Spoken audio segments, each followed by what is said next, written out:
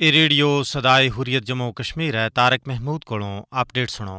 غیر قانونی طور بھارت دے زیر قبضہ جموں کشمیر بچ بھارتی فوجیاں دی طرفوں منظم انداز بچ انسانی حقوق دی خلاف ورزیاں دا سلسلہ بدستور جاری ہے اور 5 اگست 2019 تھی بعد مقبوضہ علاقے بچ انسانی حقوق دی پامالیاں وچ مجھ زیادہ واਧਾ ہویا ہے۔ کئی سارے عالمی انسانی حقوق گروپ مقبوضہ کشمیر بچ انسانی حقوق دی خراب صورتحال دے بارے بچ بار بار خطرے دا اظہار کر چکے ہیں۔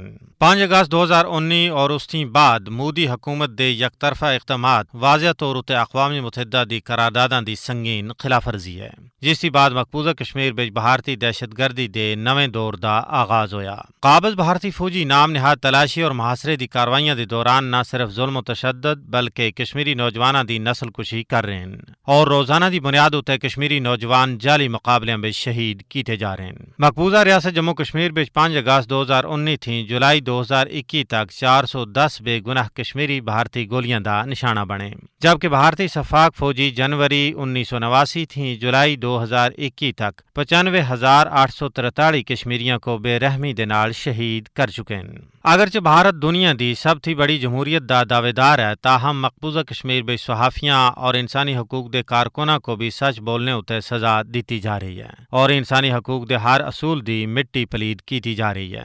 مودی دی زیر قیادت بھارتی حکومت سن مقبوضہ علاقے بچ مسلم آبادی دے خلاف دہشت گردی شروع کر رکھی ہے اور 5 اگست 2019 دے اقدامات دا مقصد بھی مسلمانہ دی اکثریت کو اقلیت وچ تبدیل کرنا ہے۔ حقیقت یہ ہے کہ بھارت دی نام نہاد جمہوریت جموں کشمیر وچ بے پردہ ہو چکی ہے۔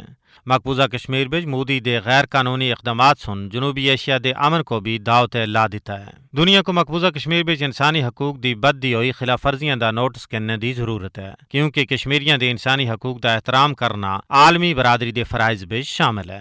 کشمیری عوام حق خود ارادیت دی اپنی منصفانہ جد و جہد کو ہر حال بچ جاری رکھنا واسطے پرعزم ہیں اور یہ اقوام متحدہ دی ذمہ داری بنتی ہے کہ وہ اپنی پاس شدہ قرارداداں دے مطابق کشمیریاں دے حق خود ارادیت واسطے عملی اقدامات کرے۔